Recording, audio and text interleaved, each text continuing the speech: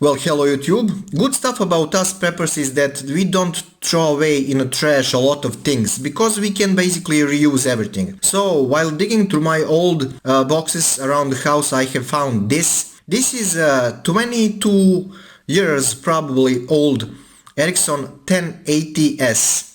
So let me see, will this thing work? I have cleaned it a little bit. This thing was never opened, and last time, if I remember correctly, I was using it some 12 years ago. 12 years ago. So I did have it, did give it a little bit of charge, and it seems like that battery is holding well at least for a couple of hours. So let's just run it. And also I have managed to have on one place also this original Ericsson charger. Now this thing is a high quality thing, it's not cheap junk from China that we have these days. So we do have very long cables, we do have decent weight charger, and if you see here clearly, it is around 7.6 volts, 600 milliamps. Which is a very high level of charging amps if you ask me. So this thing is working. It's a little bit dirty, a little bit dusty. I have given it a little bit of cleaning, but you know, this is high quality stuff. And if I remember correctly, this thing was around 300 German Deutschmarks, something like that. In that era we didn't have euros. Right, so let's press it here, because this is way how you start old Ericsson bricks on a no, and there you go. Insert card, and it's in decent connection, you know, even these contacts are not rusty. I do have some old bricks and the contacts on them are rusty, but for some reason this one is almost perfectly fine. So this thing is working.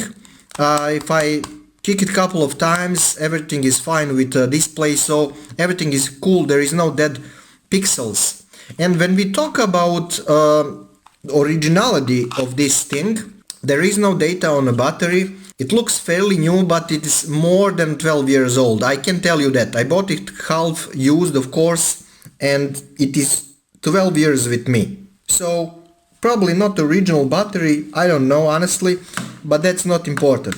What is important is that this thing is produced in, let me try to zoom here, made in Sweden, and it is completely intact, so it was never opened. Okay, so beautiful piece of engineering if you ask me. And in that era, the Nokia and Ericsson, they were like competitors, and they were producing, both of companies, like extremely good devices. So this thing works. I will not probably use it, you know, these days with all these Android phones and stuff, because I also have Nokia 6130, I think, or 6150 as a backup in my backpack. But it is good to know that this thing will also work. One of the reasons why I use Nokias and not stuff like this is that I have like dozens of Nokia batteries, and they also hold very cold. Nokias do have problems with battery connections, but you know, every of them do have some kind of let's say issues after all this time. So everything is cool with this one, and let me just grab my old expired prepaid cards to try to run this one. Okay, so let's insert card in it. And one of the reasons why I like these old bricks for SHTF scenario is that you can replace easily this like a standard big SIM card, and also you can replace these, and in this SHTF scenario you can solder some wires here to give it a charge in specific situations. These days you cannot do that without too much hassle with Android phones. So yeah, let's just put this expired card in here. And the thing is, before this video, of course, I'm not gonna lie, I was testing it. I also have password on this one. The reason is I was using it to meet a girl, and we were trying to have our relationship private, so I was using a different SIM card than my normal card, and of course I was using this phone as a private thingy between me and her. So after almost how much, like 10-12 years, something like that, I still remember the PIN or password for a phone. So let me try to do that. And there you go, we are in. So you do know that some things in life are important, well, at least for some period of life, when after 10 years or something you remember the password for the stuff, which I cannot definitely tell for my social media accounts, and almost all of them I have just cancelled. So card error because this prepaid card is expired. And yeah, so this is the data, default data that you find in this model, like 3rd January or of 2000, which makes it 23, well, 22, 23 years old. So let's roll through menus here. I'm gonna try to close in a little bit. Okay, so if I remember, when I press yes, empty list, that was probably the list of calls. This will switch between date and a time. When we press clear, let me see, nothing's gonna happen. Oh yeah, I'm gonna lock the sound, so that's cool. I like these old bricks, you know, see how clear this stuff is. Then when I press right, we get into sim menu, ring level. Yeah, this is cool. See how this stuff is strong. Man, when you are in bus, everyone will hear that you have a call or SIM or sorry, SMS or something like that. So we do have ring level, info about what? Oh, last call, total calls. See, this one is, well, pretty much not used, like almost 30 hours. I have seen some Nokias with 200 hours of work, and they were mine. And the call list and last call, yep, so escape or no. Next, call type. Honestly, I can't remember all options, so let's click yes. Speech, fax. Oh, fax. So yeah, I remember from some old magazines you can cook this up to PC and have like fax and data calls. And these things were, man, expensive. Data, speech, fax. Okay. Divert, write, divert, phone number, fax number, and what was it? All numbers. So let's get into all numbers and all calls when we are busy, no reply, unreachable. I think that Nokia actually do have many other options. So let me see if I remember how this thing will work. Like cancel all. Nothing, because I'm not logged into network probably. Check all will not work. Well, yeah, because I'm not logged in. Okay, what else? Where is menu? Okay, writing, ring level, info, next call type, divert, networks. Right. So when we get into networks, we can select net, search mode, and edit list.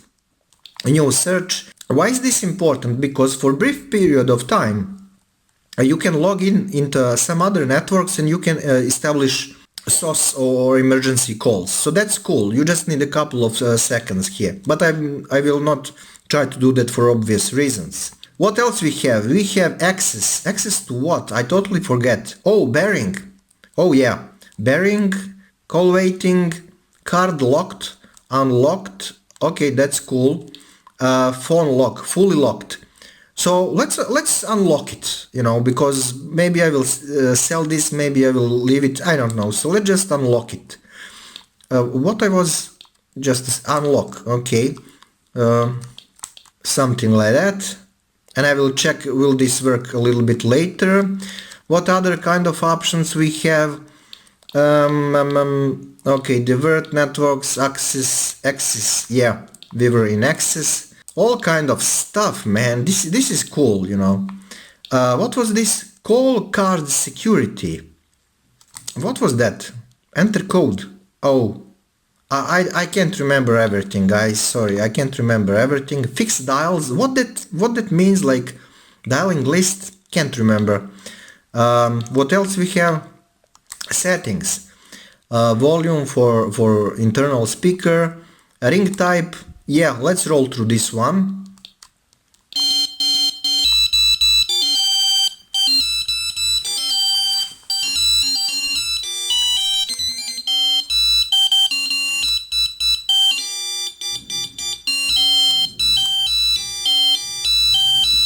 all kind of stuff.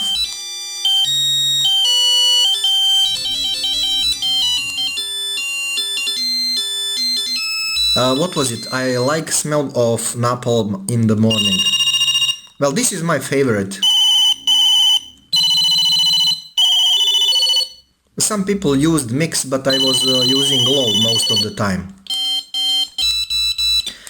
And yeah, you can also import, like with PC or manually, the melody here, which was, you know, pretty much advanced in 2000. Fax data, all kind of stuff. Yeah, good bricks in general. Edit melody, yeah. Clock and date, I don't care at the moment. Mail alert, I have never used this for mail or fax because I was, you know, student without laptop 2 decades ago. So I have never used anything except voice and SMS.